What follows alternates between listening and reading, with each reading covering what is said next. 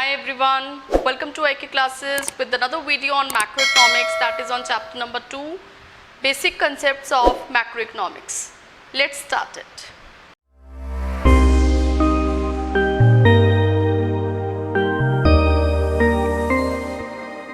हाँ जी, basic concepts of macro economics का हम फर्स्ट टॉपिक कर रहे हैं, that is on difference between factor income and transfer income. What is factor income and what is transfer income? Let's do the first difference about its meaning. So meaning क्या है factor income का?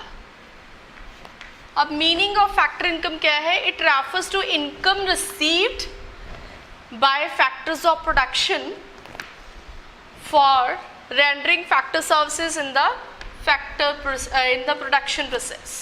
So कहने का मतलब क्या है कि ये जो इनकम रिसीव होती है कैसे रिसीव होती है कि जब फैक्टर्स ऑफ प्रोडक्शन है, मेनली फैक्टर्स ऑफ प्रोडक्शन कितने होते हैं? 4 फैक्टर्स ऑफ प्रोडक्शन है. कौन कौन से? Land, labour, capital, entrepreneurship. तो जब ये फैक्टर्स ऑफ प्रोडक्शन अपनी फैक्टर सर्विसेज प्रोवाइड करेंगे तो उसके बदले में उनको इनकम रिसीव होगी. तो लैंड के बदले में क्या मिलेगा? रेंट. लेबर को क्या मिलेंगे? वेजेस. कैपिटल के बदले में क्या मिलेगा? इंटरेस्ट. एंड एंटरप्रेन्योर को क्या मिलेगा? प्रॉफिट. तो जब फैक्टर्स ऑफ प्रोडक्शन अपनी फैक्टर सर्विसेज प्रोवाइड करते हैं प्रोडक्शन प्रोसेस में, तो उनसे जो इनकी इनकम रिसीव होती है उसी को हम बोलते हैं फैक्टर इनकम. तो कहने का मतलब क्या है? जैसे सपोज करो आपके पास पीस ऑफ लैंड है, वो आपने किसी को यूज़ करने के लिए दे दी है, तो उसके बदले में आपको इनकम कैसे रिसीव होगी? In the form of rent. तो वही क्या है? Factor income. सपोज करो आपके फादर किसी कंपनी में जॉब करते हैं, उनको जो सैलरी मिलती है वो भी क्या है? फैक्टर इनकम है. तो कहने का मतलब है किसी प्रोडक्टिव एक्टिविटी में जब इन्वॉल्व होते हो आप, तो मतलब उसके बदले में जो भी आपको अर्निंग होती है वो क्या होती है? Factor income. लेकिन जो ट्रांसफ़र इनकम है बिल्कुल इसका ऑपोजिट है.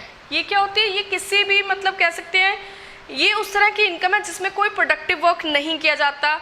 ये इनकम होती है बैठे बिठाए मिलने वाली इनकम. तो इसका मीनिंग क्या है ट्रांसफ़र इनकम का? It refers to income received without rendering any productive service in return. मतलब क्या है कि ये जो इनकम रिसीव होती है ना किसी प्रोडक्टिव वर्क के मिलती है. जैसे सपोज करो आपको पॉकेट मनी मिलती है, तो आपके जो पेरेंट्स जब आपको पॉकेट मनी देते हैं तो वो कुछ भी आपसे एक्सपेक्ट नहीं करते कि आप इन रिटर्न उसके बदले में कुछ करो. तो कहने का मतलब है आपकी इनकम है लेकिन उसके बदले में आप कोई प्रोडक्टिव एक्टिविटी नहीं कर रहे हो, तो वो क्या है? वो होगी ट्रांसफ़र इनकम. ठीक है जी, क्लियर हो गया आपको? तो ट्रांसफ़र इनकम की और एक एग्जांपल देखते हैं. लाइक किसी बैगर को आपने पैसे दे दिए, तो बैगर की क्या हो गई? इनकम. लेकिन उसके बदले में वो उसने कुछ भी नहीं करा, तो उसने कोई प्रोडक्टिव एक्टिविटी नहीं दी है. इसका मतलब वो क्या है? ट्रांसफ़र इनकम है. इसी तरह से जो सेकेंड डिफरेंस है, this is about it's type. It is an earn income. ये जो फैक्टर इनकम है हमेशा अर्न की जाती है. अर्न करने का मतलब क्या है? पहले बहुत सारा काम किया जाता है प्रोडक्शन प्रोसेस में, काम करने के बदले में ही इनकम मिलेगी, इसीलिए इसको अर्न इनकम बोलते हैं. लेकिन जो ट्रांसफर इनकम है वो क्या है? अनअर्न्ड इनकम है. अनअर्न्ड मतलब बिना काम किए ही इनकम मिल जाती है, उसी को बोलते हैं अनअर्न्ड इनकम. कहने का मतलब है किसी भी टाइप की कोई मेहनत नहीं की है कि इसके बदले में क्या मिल गया है? पैसा मिल गया है. वही क्या है? Unearned income. थर्ड पॉइंट है इसकी जो डिफरेंस है about its nature. It is bilateral in nature. जो फैक्टर इनकम है वो बायलैटरल मीन टू से दो तरफा. आप काम करोगे उसके बदले में क्या मिलेगा? पैसा. कहने का मतलब क्या है? जैसे लेबर है, लेबर ने क्या करा? वो जो मैन्युफैक्चरिंग कंपनी है उसमें बहुत सारे 8-8 घंटे 10-10 घंटे काम किया है, तो काम करने के बदले में ही उसको कुछ मिला है, इसीलिए ये दो तरफा कहते हैं इसको. ये दो तरफा है. So it is bilateral in nature. लेकिन ये ट्रांसफ़र है वो क्या है? Unilateral in nature. It is unilateral क्या होता है? वन साइडेड पेमेंट है.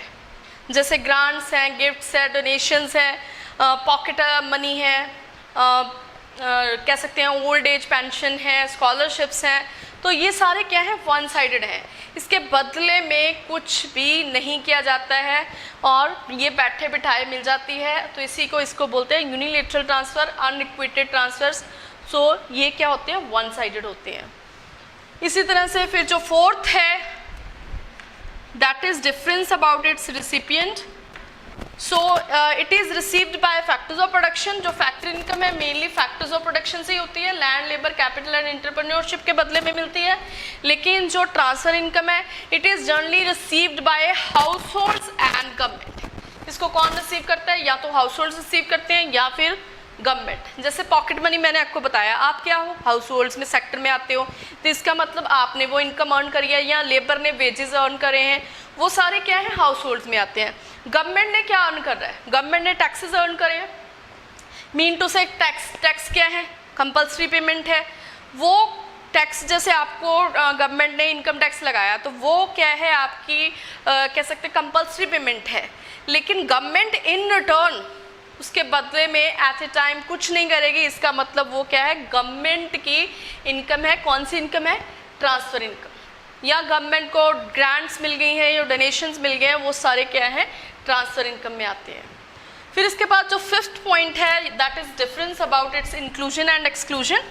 Inclusion and exclusion.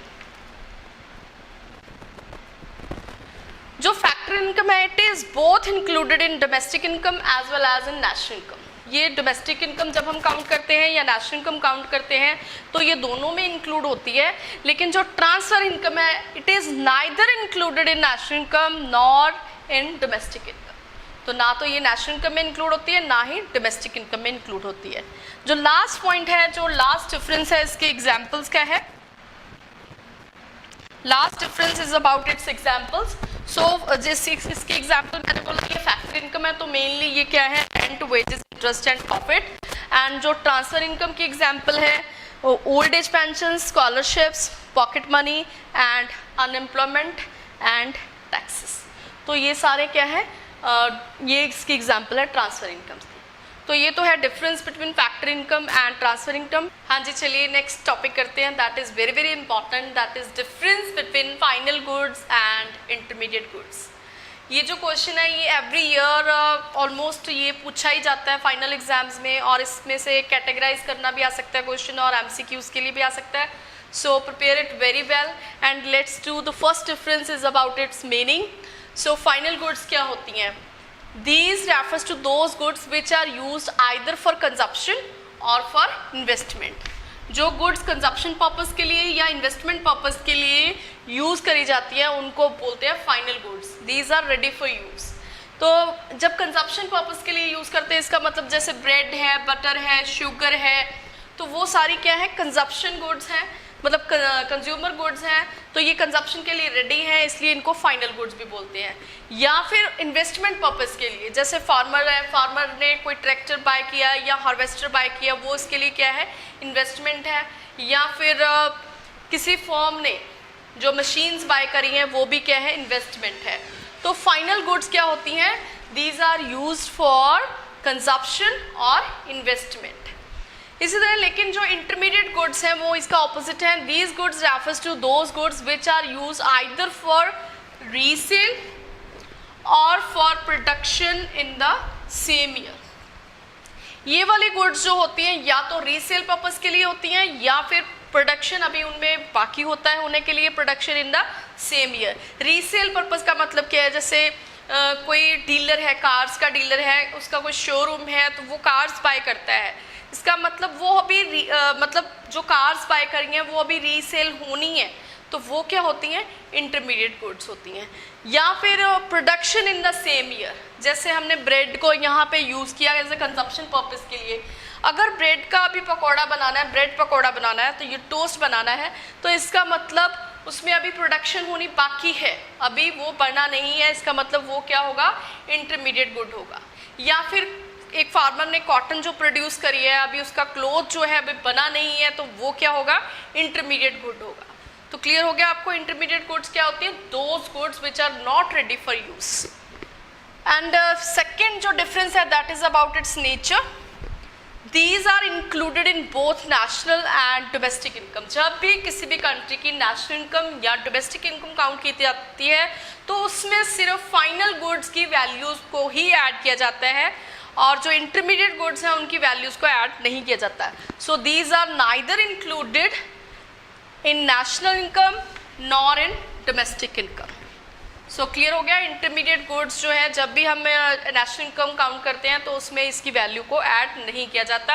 अगर हम इसकी वैल्यू को ऐड करते हैं तो डबल काउंटिंग प्रॉब्लम होगी, तो बहुत बड़ी प्रॉब्लम हो जाएगी. फिर इसके बाद जो थर्ड पॉइंट है that is on value addition. These are ready for use for their final users. No value has to be added to the final goods. अभी इसमें क्या है, फाइनल गुड्स में कोई वैल्यू एडिशन नहीं होना होता. जितनी वैल्यू होती है वही फाइनल होती है और वही क्या होती है, मतलब उसमें अभी आगे कोई वैल्यू ऐड नहीं होनी है और रेडी फॉर यूज़ होता है. लेकिन जो इंटरमीडिएट गुड्स होती हैं these are not ready for use. Some value has to be added in the intermediate goods. इसका मतलब अभी जो इंटरमीडिएट गुड्स हैं उसमें अभी वैल्यू ऐड होनी बाकी होती है. तो कहने का मतलब क्या, जैसे मैंने ब्रेड की अभी एग्जांपल ली. ब्रेड जो है अगर वो पैकेट उसका 25 रुपीज़ का है, 25 रुपीज़ का जो ब्रेड है, ब्रेड का पैकेट है, अगर वो कोई जो है हाउस होल्ड्स लेके जाएंगे वो तो चलो ठीक है, वो 25 रुपीज़ का ही मिलेगा. लेकिन अगर कोई ब्रेड पकौड़ा मेकर है तो वो जो है अपनी शॉप में ब्रेड बाय करेगा, फिर उसके टोस्ट बनाएगा. तो वो टोस्ट बनाने के बाद टोस्ट क्या होंगे, टोस्ट अब फाइनल होंगे, लेकिन ब्रेड उनके लिए क्या है, ब्रेड उनके लिए इंटरमीडिएट गुड है. तो जब वो पकौड़े बनाएगा, उसके टोस्ट पकौड़ा बनाएगा, वो 25 रुपीज़ का पैक है, तो उसको पकौड़े बना के वो कितने में बेचेगा, 100 या 125 में बेचेगा. इसका मतलब क्या है, उसमें वैल्यू ऐड होनी बाकी होती है. तो कहने का मतलब क्लियर हो गया आपको, इंटरमीडिएट गुड्स में अभी वैल्यू ऐड होनी होती है तब वो जाके फाइनल बनती है. फिर इसके बाद आ गया production boundary. This is very very important. So those goods these goods have cross the production boundary. जो फाइनल गुड्स होती हैं वो प्रोडक्शन बाउंड्री को क्रॉस कर चुकी होती हैं, लेकिन जो इंटरमीडिएट गुड्स होती हैं these are still within the production boundary. ये अभी प्रोडक्शन बाउंड्री के अंदर ही होती हैं. तो प्रोडक्शन बाउंड्री क्या होती है, a line around the productive sector is called as production boundary. जैसे सपोज करो ये कोई प्रोडक्टिव सेक्टर है, प्रोडक्टिव सेक्टर के बाहर जो मैंने ये लाइन ड्रॉ की है इसको हम क्या बोलेंगे, production boundary. A line around the productive sector is called as production boundary. तो प्रोडक्शन बाउंड्री के अंदर जितनी भी गुड्स होती हैं वो सारी इंटरमीडिएट गुड्स होती हैं, लेकिन जब कोई भी गुड प्रोडक्शन बाउंड्री के बाहर आ जाती है तो उसको हम बोलते हैं फाइनल गुड्स. तो इसके समझाने के लिए एक एग्जांपल लेते हैं. जैसे फार्मर है, फार्मर ए, उसने कॉटन को प्रोड्यूस किया फॉर ₹2000. उसने कॉटन प्रोड्यूस की 2000 रुपीज़ की और उसको बी को उसने सेल कर दिया 2000 रुपीज़ में. तो बी ने क्या करा, बी ने उससे प्रोड्यूस करा थ्रेड एंड ₹2500 का उसने सी को सेल कर दिया. She produces cloth of worth ₹3500. तो 3500 का उसने क्या करा, क्लॉथ प्रोड्यूस किया and sells it to the consumers. तो जब वो कंज्यूमर्स के लिए क्लॉथ बन के सामने आया तो क्लॉथ क्या हो गया, फाइनल गुड हो गया. लेकिन ये जो कॉटन है और ये थ्रेड है ये क्या है, इंटरमीडिएट गुड्स है. क्लॉथ फाइनल गुड हो गया. तो मैंने क्या बोला आपको, कॉटन एंड थ्रेड क्या है, इंटरमीडिएट गुड्स हैं. तो जब कॉटन क्लॉथ बन के बाहर आ गया प्रोडक्शन बाउंड्री से, वो क्या होगा, फाइनल गुड है. इसका मतलब क्या हुआ, ये टोटल 3500 रुपीज़ कॉस्ट जो होगी वो क्या होगी, कंज्यूमर्स के लिए होगी, वो फाइनल होगी. तो कहने का मतलब है इंटरमीडिएट गुड्स में अभी हमने वैल्यू ऐड करनी होती है, लेकिन फाइनल में कोई वैल्यू ऐड करनी नहीं होती है. तो प्रोडक्शन बाउंड्री क्लियर हो गया. प्रोडक्शन बाउंड्री के अंदर जितनी गुड्स होती हैं वो इंटरमीडिएट होती हैं और प्रोडक्शन बाउंड्री के बाहर जितनी गुड्स होती हैं वो सारी क्या होती हैं, फाइनल गुड्स होती हैं. इसकी जो एग्जांपल्स हैं फाइनल गुड्स की, like sugar purchase by house holds. अगर हाउस होल्ड्स ने शुगर परचेज करी है तो वो क्या है, फाइनल गुड है. लेकिन अगर शुगर जो है परचेज करी है किसी स्वीट शॉप ने तो वो क्या है, उसकी इंटरमीडिएट गुड है. हम मिल्क की भी एग्जांपल ले सकते हैं. अगर मिल्क जो है वो अगर परचेज करा है हाउस होल्ड ने तो वो क्या है, फाइनल गुड है। लेकिन अगर मिल्क जो है वो डेयरी ने डेयरी वालों ने बाय किया है तो इसका मतलब वो क्या है, इंटरमीडिएट गुड्स है। इसी तरह से कोल यूज्ड बाय हाउस होल्ड्स, अगर जो कोल है हाउस होल्ड्स ने यूज़ किया है तो वो क्या है, फाइनल गुड है। लेकिन इंटरमीडिएट गुड अगर coal used by firm for further production, अगर किसी फर्म ने वो कोल यूज़ किया है तो वो उनके लिए क्या होगी, intermediate good. So this is very important question. Try to do it very well. Items categorized as final goods or intermediate goods. तो क्वेश्चन आपको ऐसे भी पूछा जा सकता है।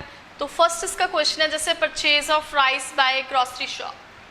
ग्रोसरी शॉप ने राइस परचेज करा है तो इसका मतलब क्या है, ये रीसेल पर्पस के लिए होगा। तो ये जो भी चीज़ रीसेल पर्पस के लिए होती है वो क्या होती है, इंटरमीडिएट गुड। तो यहाँ पे हम इंटरमीडिएट गुड, तो राइस यहाँ पे क्या है, इंटरमीडिएट गुड है, बिकॉज इसका पर्पस क्या है, रीसेल पर्पस के लिए है ये। नेक्स्ट क्वेश्चन है furniture purchase by a school. School ने फर्नीचर परचेज करा है तो ये एक तरह की इन्वेस्टमेंट है, तो इन्वेस्टमेंट हमेशा फाइनल गुड्स में काउंट होती है, तो it will be a final good. Next third question है printer purchase by a lawyer. Lawyer ने प्रिंटर परचेज किया है तो वो उसके लिए इन्वेस्टमेंट है, तो इन्वेस्टमेंट जो है वो क्या होती है, फाइनल गुड होती है, तो ये भी क्या होगा, फाइनल गुड। फोर्थ क्वेश्चन है mobile sets purchase by a mobile dealer. तो ये रीसेल पर्पस के लिए मोबाइल्स बाय किए गए हैं, इसका मतलब ये क्या है, intermediate good, intermediate goods. Next tractor purchase by a farmer. तो ये ट्रैक्टर जो है ये उसके लिए इन्वेस्टमेंट है, तो ये भी क्या होगा, final good.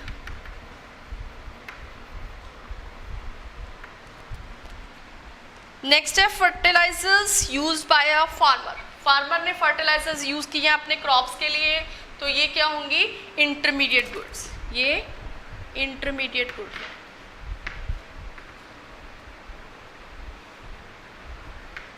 So this is the end of the topic and next topic करेंगे हम next video में, and if you have any type of doubt you can ask me in comment section, and if you like my videos then subscribe my channel and keep watching my videos. Thank you so much.